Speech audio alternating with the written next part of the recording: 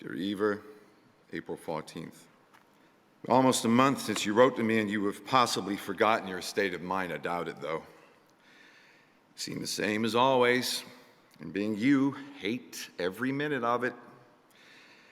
Don't.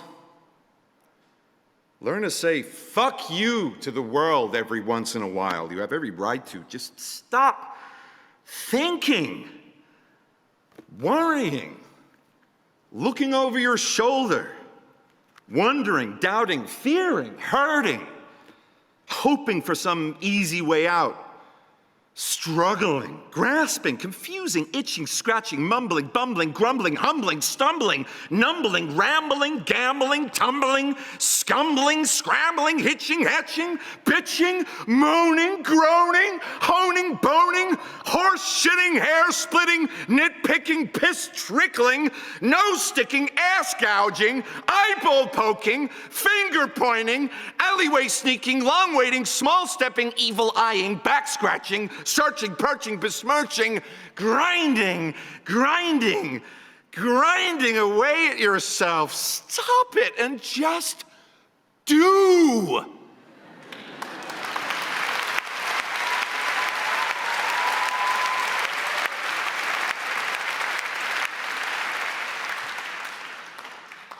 From your description, for what I know of your previous work and your ability, the work you were doing sounds very good. Drawing, clean, clear, but crazy like machines, larger and bolder, real nonsense. That sounds fine, wonderful. Real nonsense, do more. More nonsensical, more crazy, more machines, more breasts, penises, cunts, whatever. Make them abound with nonsense. Try and tickle something inside you, your weird humor. You belong in the most secret part of you. Don't worry about cool. Make your own uncool. Make your own world. If you fear, make it work for you. Draw and paint your fear and anxiety. And stop worrying about big, deep things such as to decide on a purpose and way of life, a consistent approach to even some impossible end or even an unimagined end. You must practice being stupid, dumb, unthinking, empty. Then you will be able to do. I have much confidence in you, and even though you are tormenting yourself, the work you do is very good. Try to do something bad. Try to do some bad work. The worst thing you could think of is see what happens, but mainly relax and let everything go to hell. You are not responsible for the world. You're only responsible for your work, so just do it.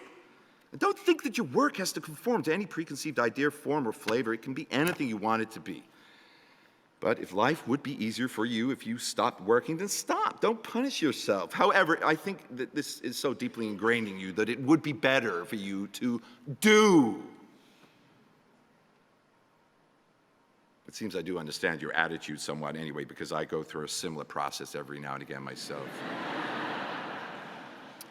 I have an agonizing reappraisal of my work and change everything as much as possible and hate everything I've done and try to do something entirely different and better. And maybe that kind of process is necessary to me, pushing me on. And well, the feeling that I could do better than that shit I just did. Maybe you need your agony to accomplish what you do, and maybe it goads you on to do better, but it's very painful, I know. It would be better if you had the confidence just to do the stuff and not even think about it. Can't you leave the world and art alone? And also, quit fondling your ego. I know that you or anyone can only work so much, and the rest of the time you are left with your thoughts. But when you work, or before you work, you have to empty your mind and concentrate on what you are doing.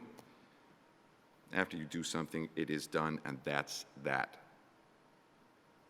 After a while, you can see some are better than others, but also you can see what direction you're going. I'm sure you know all that.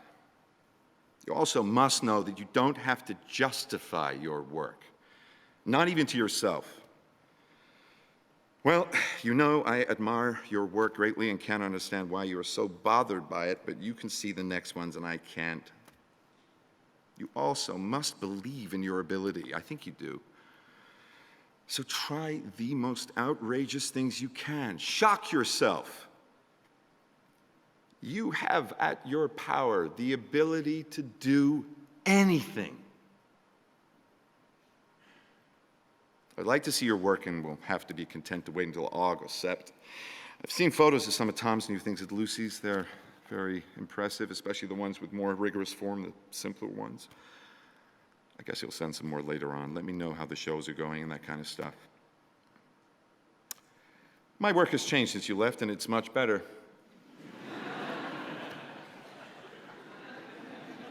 I will be having a show May 4th to 29th at Daniel's Gallery, 70th East and 64th Street, where Emmerich was. I wish you could be there. Much love to you both. Saul.